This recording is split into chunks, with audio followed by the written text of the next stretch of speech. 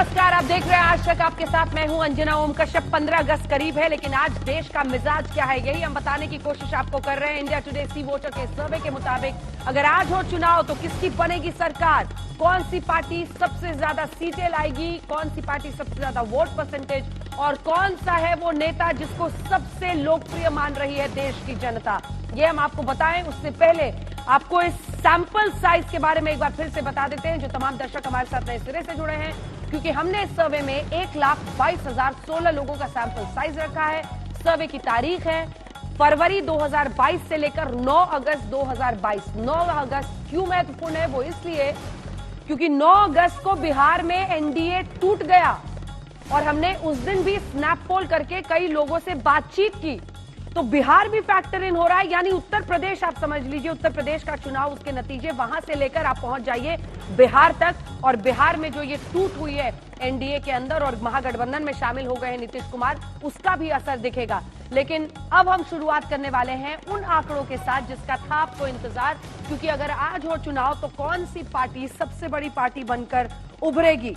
पहले गठबंधन के साथ हम कर रहे हैं शुरुआत, क्योंकि अगर आज हो चुनाव तो फिर वोट शेयर हम आपको बताने वाले हैं। गठबंधन का, एनडीए का कितना, महागठबंधन यूपीए का कितना, अन्य का कितना। तो सबसे पहले एनडीए का आंकड़ा आपके सामने है। 41.4% वोट जाएगा एनडीए को। अगर आज हो चुनाव तो 41.4% एनडीए की तरफ जा रहा है। दूसरी तरफ यूपीए आप देखिए तो वो 28 पर है। यूपीए 28.1% पर है और अन्य के पास है 30.6%। ये अपने आप में कांग्रेस पार्टी के उन तमाम अलायंस पार्टनर्स के लिए जो यूपीए में शामिल है एक बड़ा आईना है, क्योंकि अगर ये थर्ड फ्रंट वाली पार्टियों को हम मान ले इस अन्य में, तो वो एक बड़ा संकेत है कि वो यूपीए से बेहतर कर रहे हैं। लेकिन फिर भी एनडीए एक बार फिर से 41.4 के साथ सरकार बनाती हुई दिखाई दे रही है। ये था वोट परसेंटेज, और अब हम आपको दिखाने वाले हैं अगर आज हो चुनाव तो किसकी बनेगी सरकार में, गठबंधन के आंकड़े क्या हैं, किसको आएगी कितनी सीटें। अब हम आपको दिखाएंगे कि सीट शेयर क्या होने वाला है अगर आज हो चुनाव। तो इंडिया टुडे सी वोटर का ये सर्वे क्या कह रहा है, 302 सीटों के साथ एनडीए सबसे आगे है। 543 में से 307 सीटें, माफ कीजिएगा 307 सीटें, 307 सीटें। वहीं पर आप देख लीजिए कि यूपीए के पास 125 सीटें हैं और 111 सीटें अन्य के पास हैं। ये है फिलहाल आंकड़ा सीट शेयर जिसमें एनडीए बहुत आगे है, 307 उनकी तरफ है, यूपीए 125 है और अन्य के पास 111 सीटें जाती हुई दिखाई दे रही हैं। अगर आज हुए चुनाव तो एक बार फिर से बनेगी एनडीए की सरकार। एनडीए याद रखिए नीतीश कुमार।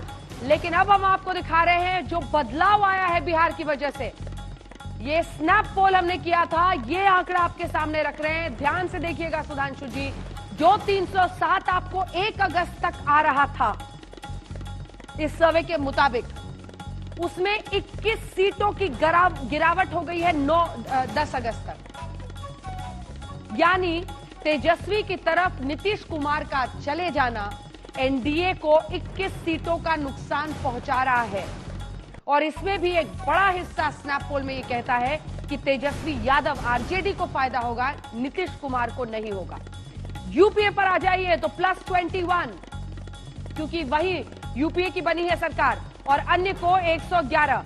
अब हम आपको पूरा ट्रैकर दिखा देते हैं जिससे आपको समझ में आ जाएगा कि किसको कितने वोट और किसमें हो रहा है इजाफा साल दर साल। 2014 से हम कर रहे हैं शुरुआत, तो देख लीजिए एनडीए का ग्राफ किस तरह से बढ़ रहा है। 2019 में सबसे ऊपर 45% पर ग्राफ गया था एनडीए का, लेकिन उससे पहले 14 में 38, उसके बाद 42 हुआ 2020 में, फिर 2021 में 40%, फिर 41 और फिर 2022 में आप देख रहे हैं 41%।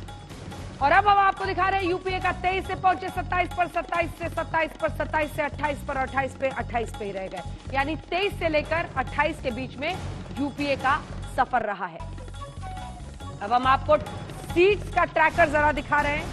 सीट्स का ट्रैकर जल्दी से दिखा दीजिए जिससे यह भी समझ में आ जाए कि 2014 में जो 336 सीटें थी, उसके बाद 2019 में सबसे अच्छा प्रदर्शन रहा था 352 सीटों का। लेकिन उसके बाद से देखिए 20 में चाहे वो 316 हुआ, उसके बाद 298 हुआ, फिर 307 हुआ। ये आप देख रहे हैं फिलहाल एक, उसके बाद फिर से ऊपर की तरफ जाते हुए ये साल दर साल का जो ट्रैकर है ये हम दिखा रहे हैं, पास रखने वाले हैं। वो है अब तक का सबसे बेहतर प्रधानमंत्री कौन, ऑल टाइम प्राइम मिनिस्टर्स में जो आंकड़ा अब आया है, नरेंद्र मोदी 44% वोटों के साथ 44.5 है, राउंड ऑफ 44% वोट के साथ सबसे बेहतर प्रधानमंत्री का वोट पा रहे हैं।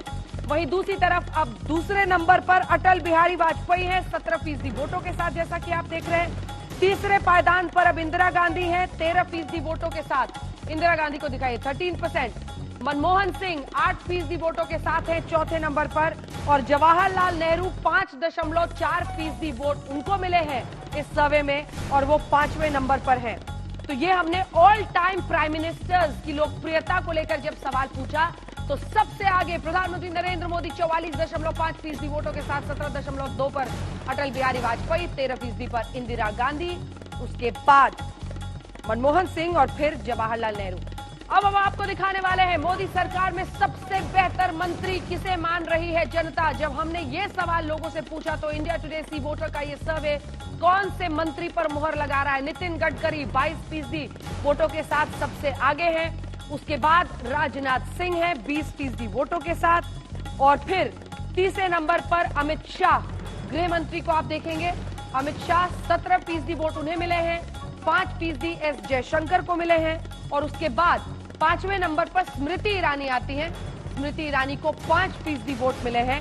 तो टॉप 5 मंत्री मौजूदा सरकार के, नितिन गडकरी 22.5%, 20.4%, राजनाथ सिंह 17.2%, अमित शाह, एस जयशंकर 4.7% और 4.6% लगभग बराबर पर स्मृति ईरानी 5वें नंबर पर है। और अब वो सवाल जिस पर बहुत रुचि रहती है सबकी, उत्तराधिकारी कौन, प्रधानमंत्री नरेंद्र मोदी का उत्तराधिकारी कौन। सबसे ज्यादा वोट अमित शाह को मिले हैं 25%। देश की जनता इस सर्वे में ये कह रही है 1,22,000 में से कि अमित शाह को ही उत्तराधिकारी बनना चाहिए प्रधानमंत्री नरेंद्र मोदी का। उसके बाद 24% पर है योगी आदित्यनाथ, योगी आदित्यनाथ के लिए 24% लोग कह रहे हैं। इसमें बहुत दिलचस्पी होगी सुधांशु जी की भी, इस पर खूब चर्चा होती होगी पार्टी में, क्यों? दोनों में से कोई परिवार का नहीं है, ये महत्वपूर्ण बात है हमारे। नितिन गडकरी उत्तराधिकारी कोई परिवार का क्लेमेंट नहीं है। नितिन गडकरी 15%। कहेंगे कि ये सवाल पूछना ही नहीं चाहिए था, क्योंकि ऐसा कोई सवाल है ही नहीं है अभी बीजेपी के अंदर। अभी बीजेपी के अंदर तो है ही नहीं, लेकिन सुप्रिया जी कहेंगे कि ऐसा सवाल है। तो राजनाथ सिंह आप देख रहे हैं, उसके बाद है और फिर निर्मला सीतारमण का भी नाम इंटरेस्टिंगली इसमें फैक्टर इन हुआ है, 4.2% उनका नाम ले रहे हैं उत्तराधिकारी के तौर पर। अब अगला सवाल हम आपसे पूछ रहे हैं, जो हमने जनता से पूछा, जो आपको दिखाने वाले हैं, ये देख लीजिए। 25.2% कहते हैं उत्तराधिकारी अमित शाह बनेंगे नरेंद्र मोदी के, 24.1% कह रहे हैं योगी आदित्यनाथ के लिए।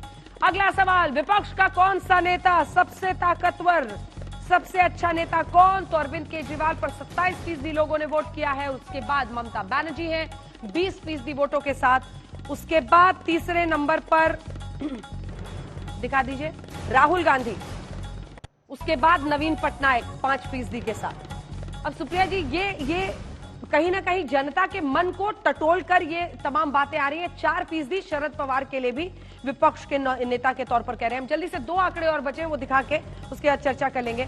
सबसे अच्छा मुख्यमंत्री कौन, जब हमने ये सवाल जनता से पूछा तो फिर इंडिया टुडे सी वोटर के सर्वे के मुताबिक योगी आदित्यनाथ 40% वोटों के साथ सबसे आगे हैं।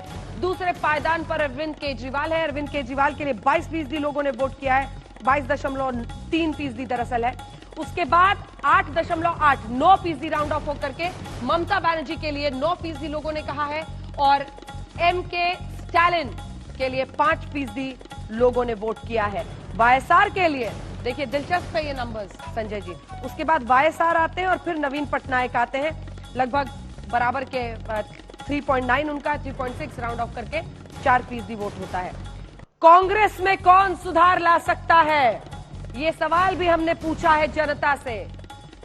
कांग्रेस में सुधार लाने वाले राहुल गांधी को सबसे आगे रखा जा रहा है सुप्रिया जी, 22.8% लोग कह रहे हैं राहुल गांधी सुधार सकते हैं। मनमोहन सिंह 15.7%, सचिन पायलट 13.7%, प्रियंका गांधी 8.6%, सोनिया गांधी 5.7%। अब हमें सिर्फ आखिरी कमेंट लेने का ही वक्त आया है। कांग्रेस पार्टी से शुरू करते हैं, क्योंकि सुप्रिया जी, राहुल गांधी सुधार तो कर सकते हैं लेकिन नेताओं की लिस्ट में बहुत नीचे आते हैं। इसका क्या उपाय है कांग्रेस के लिए? मुझे लगता है ठीक है, आपके सर्वे का सम्मान करती हूं मैं, लेकिन जो राजनीतिक हकीकत सड़कों पर दिखती है वो बिल्कुल अलग है। मुझे ऐसा भी लगता है क्योंकि अरविंद केजरीवाल ने पंजाब जीता तो थोड़ा सा एक माहौल बनाने की वो कोशिश कर रहे थे, लेकिन मैं एक चीज पूरी जिम्मेदारी से यहाँ पर जिम्मेदारी से कहूंगी। मुझे लगता है स्कूल, मोहल्ला क्लिनिक सब अच्छी बातें हर पार्टी को करनी चाहिए। कंटेंशियस इश्यूज पर, सांप्रदायिकता पर आपकी क्या सोच है? एक मुख्यमंत्री जब दिल्ली दंगों से जल रहा है जाके रामलीला मैदान में बैठ जाता है, वो अंततः एक्सपोज होगा ही होगा। तो मुझे नहीं, मैं इससे बिल्कुल यकीन नहीं रखता। 1 to 10 मोदी की लोकप्रियता, 1 to 10 नेता कौन? मोदी जी। मतलब पूरा आप लोग मोदी जी पर रिलाई करेंगे, बेरोजगारी महंगाई को दबा देंगे, कोई ना कोई मुद्दा तब तक उठ ही जाएगा। सुधांशु जी, मैंने पुनः कह रहा हूं, महंगाई, बेरोजगारी, किसी भी प्रकार का विषय हो, मोदी जी के प्रति देश के मन में पूर्ण विश्वास और आश्वस्त है कि वही देश को सही दिशा में ले आ सकते हैं। और मैं कहना चाहूंगा, ये उस दौर का सर्वे है जो हमारे 8 साल के दौर में सबसे बुरा दौर था, अर्थव्यवस्था की वैश्विक मंदी के दौर का सर्वे। यदि इसमें हम इतनी बेहतर स्थिति में नजर आ रहे हैं तो हमें पूर्ण विश्वास है कि 2024 आने दीजिए, एनडीए 2/3 बहुमत प्राप्त। 2 लाइन सिर्फ, एनडीए क्लीन, बीजेपी आपको लग रहा है कि बरकरार है लोकप्रियता मोदी प्रधानमंत्री की? देखिए, सर्वे के आंकड़े तो बिल्कुल साफ बता रहे हैं कि अगर कल चुनाव हो तो बीजेपी चुनाव जीत रही है, एनडीए सरकार बना रही है। मुझे लगता है कोई बड़ी घटनाएं अगर नहीं हुई आज और 2024 के चुनाव के बीच में, तो लगभग नतीजे इसी के आसपास होते हुए दिखाई पड़े। ऑल टाइम फेवरेट के तौर पर भी प्रधानमंत्री नरेंद्र मोदी की लोकप्रियता सबसे आगे, प्रधानमंत्री के तौर पर भी बीजेपी अपने दम पर भी सरकार बना सकती है। इसी के साथ आंकड़े जरूर उनके पहले से कम हो रहे हैं, बिहार का असर दिख रहा है, लेकिन बहुमत में एनडीए ही आता हुआ आज भी दिखाई दे रहा है। विपक्ष के लिए बड़ी चुनौती, यही कह रहा है आज तक इंडिया टुडे और सी वोटर का ये सर्वे।